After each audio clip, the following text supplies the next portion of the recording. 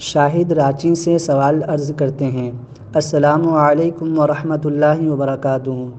Wash room میں کوئی نہانے کے لیے گیا اور اس کے جسم پہ نجاست لگی ہو، نجاست کو دھونے میں نجاست والا پانی زمین پہ گرے گا تو زمین بھی ناپاک ہو جائے گی کیا؟ تو کیا ہمیں زمین کے سوکھنے کا ویٹ کرنا پڑے گا یا کیا کرنا ہوگا؟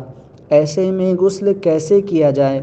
نجاست مرئیہ اور غیر مرئیہ دونوں کے لیے حکم بتائیں۔ جناب شاہد صاحب، وعلیکم السلام ورحمۃ اللہ وبرکاتہ۔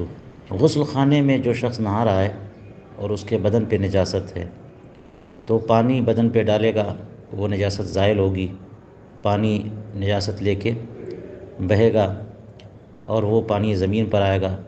تو یہ جو نجاست لے کے پانی بہا، یہ بہتا ہوا پانی ہے۔ پانی کے جس حصے میں اس نجاست کا اثر ہے وہ پانی ناپاک ہے، زمین پہ پڑا تو اتنا حصہ بھی ناپاک ہوا۔ لیکن بار بار وہ بدن پہ پانی ڈال رہا ہے اور پانی پھر وہ زمین اسی حصے سے بہہ رہا ہے، تو پھر جیسے بدن پاک ہوگا وہ زمین بھی پاک ہو جائے گی۔ ضرورت نہیں ہے کہ اس زمین کے خشک اور ڈرائی ہونے کا ویٹ کرے۔